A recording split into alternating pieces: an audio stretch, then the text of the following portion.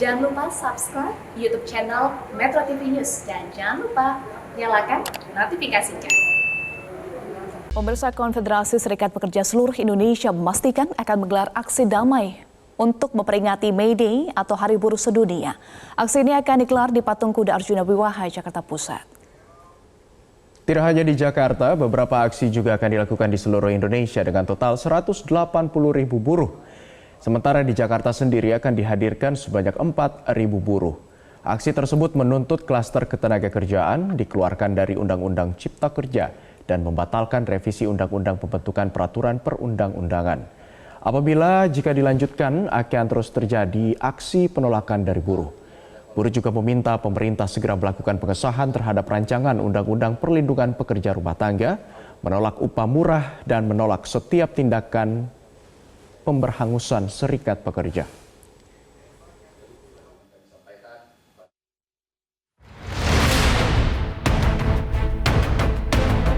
Tentunya kita akan melakukan aksi besar besok tanggal 12.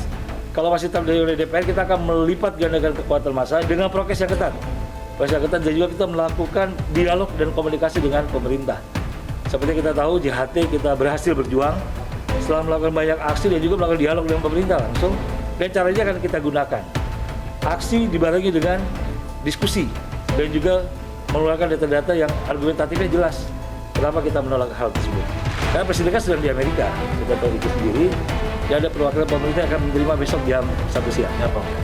Ya, rencananya Pak Muldoko ya.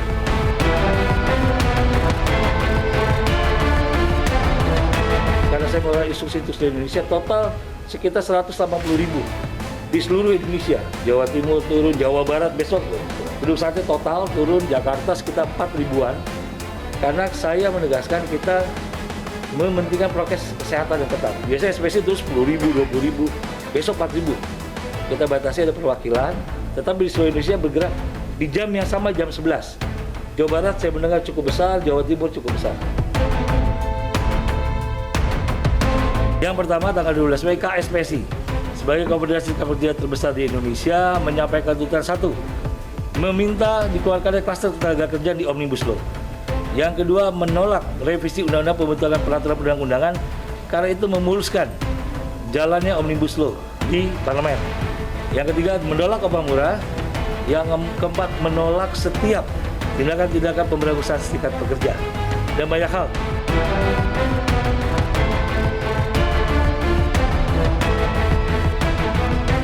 Mahkamah Konstitusi sudah menyampaikan bahwa itu inkonstitusional bersyarat.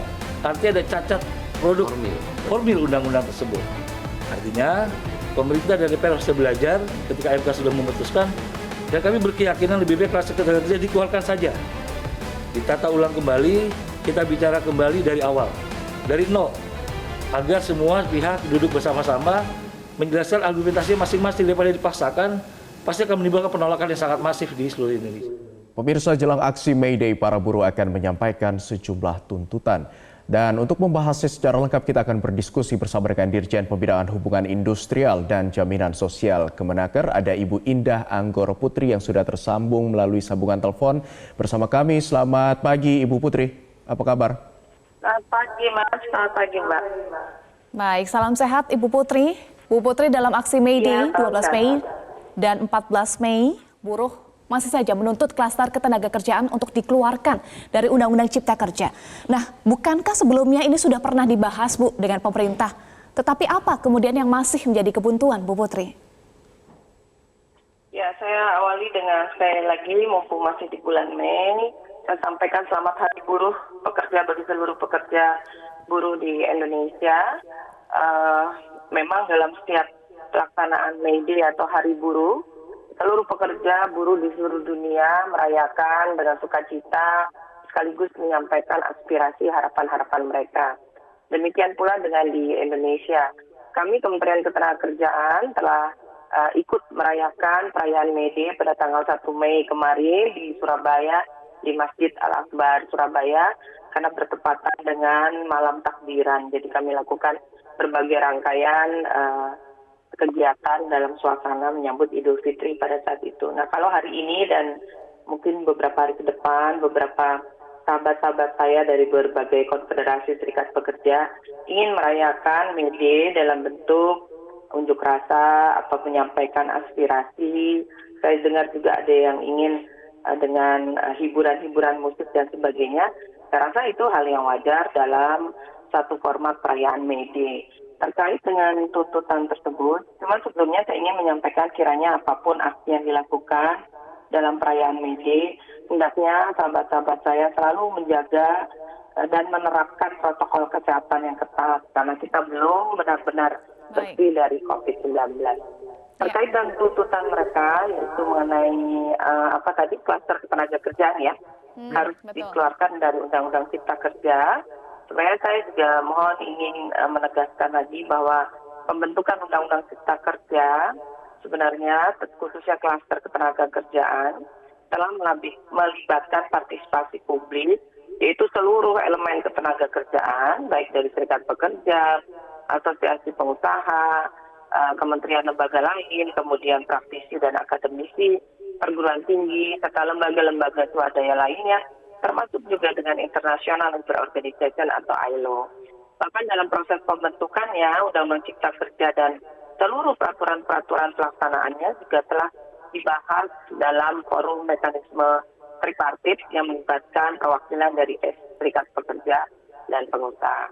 Sekarang kalau misalnya dalam unjuk rasa hari ini atau hari-hari ke depan masih ada tuntutan atau perbedaan pandangan para pekerja buruh dalam menyikapi Undang-Undang Cipta Kerja, tentu pemerintah menilai sebagai hal yang wajar dalam dinamika demokrasi.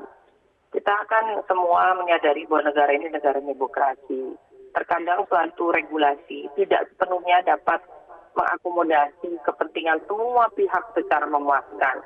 Namun demikian, setelah mempertimbangkan masukan dari berbagai pihak, pemerintah meyakini bahwa Undang-Undang Cipta Kerja merupakan solusi jalan tengah yang adil untuk melindungi para pekerja buruh dan menciptakan lapangan pekerjaan bagi angkatan kerja dengan dukungan investasi dan lapangan usaha yang memadai. Jadi kita kan kembali ingat bahwa Undang-Undang Cipta Kerja kan diciptakan untuk meningkatkan investasi dan lapangan usaha yang memadai. Jadi itu. Tapi Bu Putri, kalau bisa kami lanjutkan dari pernyataan Bu Putri tadi, dari belasan tuntutan yang nanti akan disampaikan pada tahun ini, lantas apa tuntutan dari para teman-teman buruh ini yang belum terakomodasi? Ya, saya paham bahwa memang sebelum unjuk rasa akan dilakukan pada hari ini kan kami juga sudah menjalin komunikasi yang baik dengan teman-teman semua, termasuk dengan sahabat saya Pak Andi Gani, dengan Pak Said Iqbal, Pak Riden, dan yang lain-lain. Memang mereka ingin klaster ketenaga kerjaan dikeluarkan kan dari Undang-Undang Cipta Kerja, ya kan. Tapi kan kami Kemnaker kan juga komit, sebagaimana arahan Bapak Presiden, kita semua komit pada hasil proses persidangan uji material hasil dari Mahkamah Konstitusi, ya kan. Jadi kita ikuti semua hasil sidang Mahkamah Konstitusi, dan kemudian kami juga saat ini sedang menjalankan demokrasi konstitusional ini dengan konsistensi pemerintah mengikuti seluruh proses persidangan uji material judicial review Undang-Undang Cipta Kerja di MK, dan saat ini juga sedang melakukan revisi Undang-Undang Nomor 12 tahun 2019 tentang pembentukan peraturan perundang-undangan yang merupakan hal ini sebenarnya tindak lanjut dari putusan MK Nomor 91 garis PUU 18/2020. Baik. Gitu, Selain masih menunggu uji materi di Mahkamah Konstitusi, tetapi apa saja diskusi-diskusi atau dialog-dialog yang sudah dilakukan, Bu, untuk memecah kebuntuan ini? Karena sampai saat ini belum ada titik temu nih antara pemerintah dan juga serikat buruh, Bu Putri. Ya, kami terus melakukan dialog, memberikan pemahaman. Jadi kalau kita bicara bab ketenaga kerjaan dalam Undang-Undang Cipta Kerja itu kan banyak hal ya yang dibahas. Tidak hanya masalah mengenai katakan pesangon, tidak hanya masalah mengenai rumus atau formulasi penetapan upah minimum, kemudian mengenai jaminan sosial tenaga kerja dan sebagainya. Itu adalah hal-hal yang harus kami berikan pemahaman terus-menerus. Jadi membaca regulasi kan tidak semua orang bisa membaca langsung paham ya. Jadi harus dibaca betul-betul dan juga harus diberikan pemahaman. Jadi kita buka terus, kita perluas forum-forum diskusi, dialog, serta memberikan pemahaman. Saya yakin kok tidak semua juga menolak itu karena betul-betul sudah memahami gitu apa artinya memahami secara tepat itu. Saya juga masih ada keyakinan dengan kita berdiskusi, berdialog, maka insya Allah pelan-pelan kita mulai paham secara utuh mengenai bab ketenaga kerjaan tersebut. Baik, Bu Putri, ini masih terkait dengan menyuarakan klaster ketenaga kerjaan ini jika tidak adanya titik temu antara pemerintah dan juga dari teman-teman buruh ini akan tanda kutipnya diancam begitu untuk ada melakukan aksi-aksi besar-besaran akan terus dilakukan. Ini seperti apa upaya sejauh ini untuk ada titik temu, titik terangnya? Saya rasa hubungan industrial di Indonesia, di negara yang demokrasi ini kan bukan masalah ancam-mengancam, Mas ya. Kita pemerintah, tidak hanya Kementerian Ketenagakerjaan, seluruh kementerian, bahkan pemerintahan daerah, itu selalu membuka ruang diskusi, ruang dialog. Apapun masalah yang ada kita bahas gitu.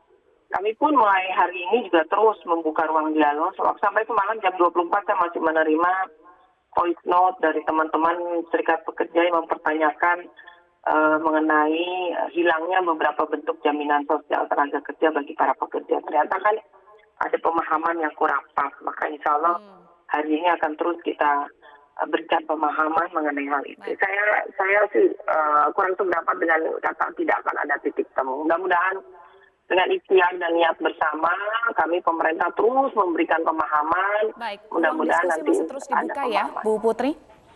Ya, selain itu juga penolakan revisi Undang-Undang tentang Serikat Pekerja terus disuarakan, Bu Putri. Apa tanggapan Anda dan apa urgensinya? Apakah Undang-Undang tentang Serikat Pekerja yang saat ini ada, ini ada buruknya begitu bagi hubungan industrial antara buruh dan juga pengusaha? Singkat saja, Bu Putri. Ini saya sampaikan ya bahwa Kementerian Ketenagakerjaan khususnya tidak ada rencana untuk merubah atau merevisi Undang-Undang 21 tahun 2001 tentang Serikat Pekerja atau Serikat Buruh. Jadi saya juga ingin menyampaikan dalam kesempatan ini dokumen-dokumen yang beredar di berbagai daerah di Indonesia mengenai rancangan perubahan Undang-Undang 21 2001. Saya nyatakan itu bukan dari Kementerian Ketenagakerjaan. Karena sampai hari ini kami tidak ada arahan dan tidak ada niat untuk melakukan revisi Undang-Undang Serikat Pekerja. Demikian, Mbak. Ya, kita harapkan ada win-win solution ya antara pemerintah dan juga serikat buruh dalam memaknai dan juga merayakan May Day di tahun ini. Terima kasih Dirjen Pembinaan Hubungan Industrial dan Jaminan Sosial Kemenaker, Ibu Indah Anggoro Putri. Salam sehat selalu. Terima kasih, Bu Putri.